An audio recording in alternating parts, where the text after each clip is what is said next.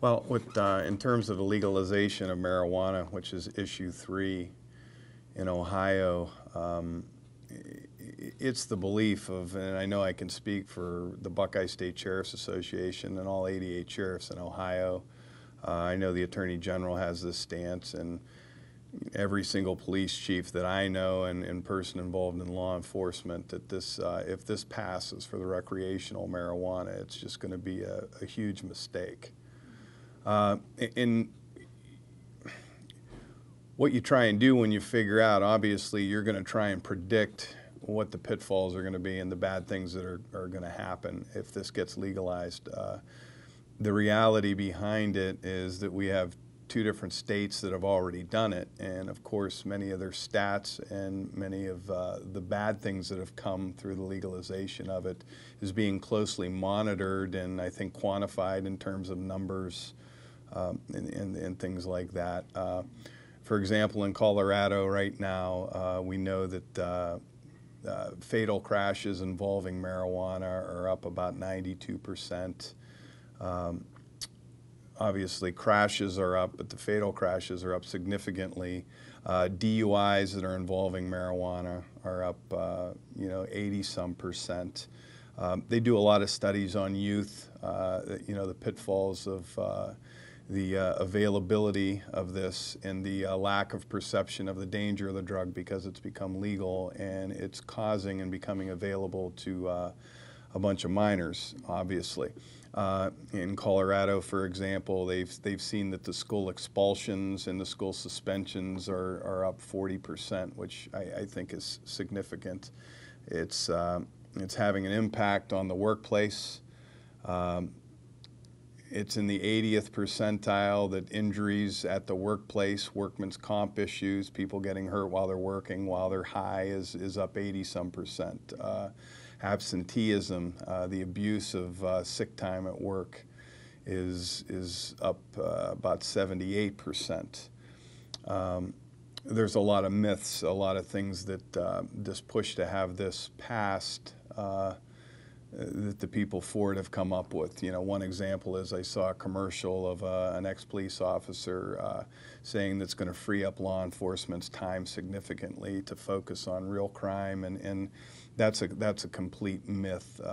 In the state of Ohio, for example, we have less than 1% of people are in prison right now based on possession of marijuana charges. The reality is law enforcement right now is we're scrambling to fight an uphill battle against heroin, which is definitely an epidemic. It's killing people.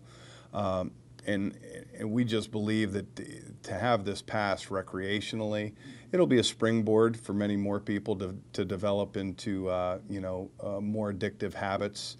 We all know there are people with addictive personalities, people that will be experimenting with marijuana that would have never tried it before when it was illegal, and we think that that's going to act as a gateway to more serious, more addictive drugs. There's just so many things out there. Like, for example, I just have a stack of different presentations, different studies, different, and none of it's good.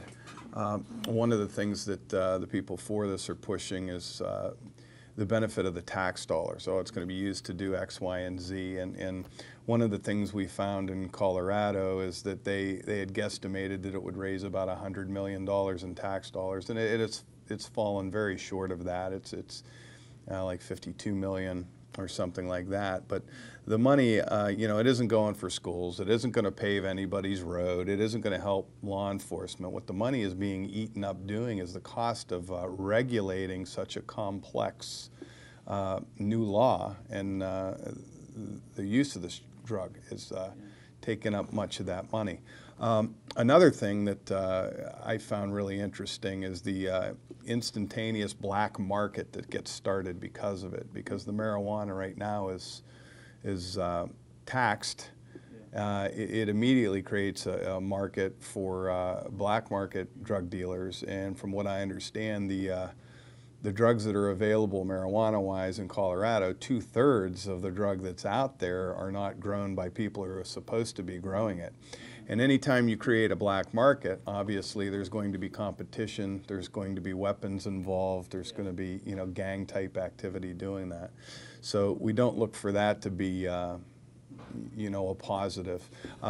You know, another thing is when I was giving those statistics that we found through Colorado with the DUIs and the fatalities, that number is also very small. When I say 90% for the fatalities, when I say 80% increase in the DUIs, driving while high, the number is really a lot higher than that. Many times an officer, if he pulls somebody over, and the person is intoxicated by alcohol and by marijuana, the officer is going to take the path of least resistance and just go towards the DUI charge and stick with that. And so I'm going to guess many times the abuse of the marijuana doesn't even get reported.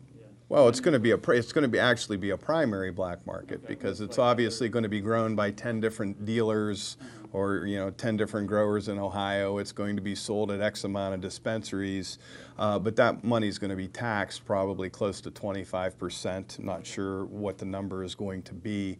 That will immediately create competition for somebody selling it to you cheaper.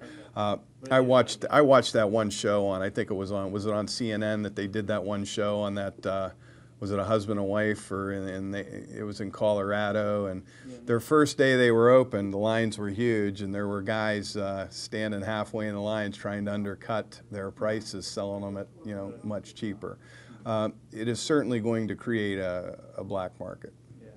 So I mean, and this isn't, listen, I mean, like I said before, you know, as law enforcement, we can guess and we can try and predict what's going to happen. And everything I said, I think, is relatively accurate, that the more availability of marijuana, the more use. The more use of marijuana, there's going to be more problems from that, especially with driving a car. You know, when you smoke marijuana, it affects your perception. It affects your ability to react. You react much slower. You perceive things differently.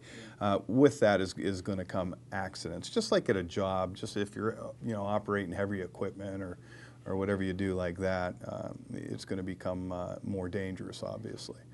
Oh, certainly that's going to be a headache. Yeah, yeah, absolutely. And I'll give you another great example that I just heard, and I wasn't even thinking about that. You know, as far as Ohio goes, if this passes, there's a significant chance that all police drug dogs are going to have to be retired, and they're going to have to start retraining them. Because there'll be issues on probable cause with the searches and seizures when these dogs are hitting on marijuana, and now marijuana is legal. You know, so there's issues there. There's issues on, you know, when to determine. All law enforcement officers, they're going to have to really be retrained when it comes to determining a person being intoxicated behind the wheel. You know, a lot of law enforcement know how to do it, but many don't. It just becomes so much more prevalent, you know, when it's out there. There was a neat statistic that I read in just the states that have medical marijuana, as well as Colorado and Washington, who have it for recreational, is that these kids are getting it, 35 to 40% of the kids getting it are from parents that have leftover medical marijuana, either in their medicine cabinet or wherever they're, you know, wherever they're keeping it. I know it is certainly, it's linked to memory loss at a young age. It's linked to early addiction and addiction to additional things. It certainly affects, you know, your school, your behavior. You know, I can go on and on. One of the things that's troubling to me is the one commercial that I saw with the husband and wife with the child that has seizures. And I think anybody who watched the show, and I saw the show about them when they had to move to Colorado to be able to get the medical marijuana, you know, your heart bleeds for them. And I don't think anybody can watch that show, and if they have a heart, not be for or support medical marijuana if it's done properly. But the angle they come at you with this commercial to support issue 3, which is leaps and bounds more than just medical marijuana, it's recreational, everything, I think is just incredibly misleading. You know, in these other states, many of these states, like example for Colorado, they've had medical marijuana for some time. You know, they went and kind of incremental steps, which I don't believe we should ever go to recreational marijuana. But medical, I think, is something that all law enforcement, the Attorney General, and everybody might be favorable to look at if it's done right. Oh, it's the numbers, it's less than 1% that are actually incarcerated. And I believe the number in Ohio, there might be 40 people in the entire state of Ohio, just 40 people in the entire state of Ohio that's being incarcerated for possession of marijuana right now. And I would imagine that those, and I know that many of those charges are linked with other charges too that have landed them in there. You know, the statistics right now with our drug task forces and all of that, you know, the biggest thing that everybody's looking at right now is heroin, because it's killing people. Kids are just, you know, taking this drug, and when it's purer than what they're normally taking, it's stopping their heart and it's killing them.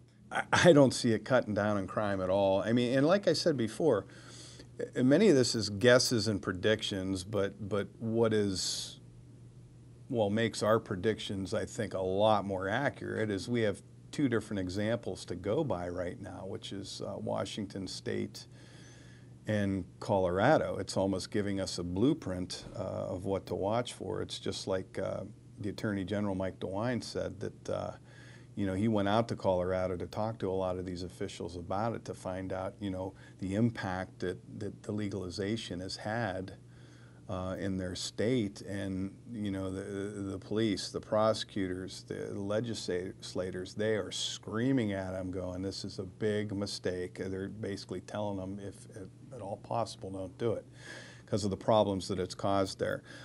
So you know, the statements I'm making to you, the numbers I've been spouting out to you, they're from Colorado and Washington, and so you get a good sense that what we think is going to happen is for sure going to happen. It's just the percentages may be a little different. Things may be a little different with the numbers, but they're about the same. I saw an incredible number that they had just done a survey in Colorado, and it was how many 8th graders within the last 30 days had smoked marijuana in Colorado, and it was 20-some% versus the national average, which was like 5.8 or 6%, and it was 350% higher than the national average in Colorado. That's for 8th graders. Now the numbers lowered a little bit, like with 9th graders it was like 50-some%, and then as it went up, you know, but the percentages were all way up there, you know.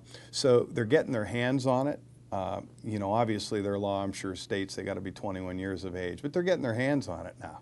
You know, they're having somebody that can legally buy it now that gives it to them, but it's gonna seriously create some problems. And I know that last year the crime rate in Colorado was up 12%. So whether that has something to do with it or not, I don't know, but I think you can make a fairly educated guess that it has something to do with it, you know.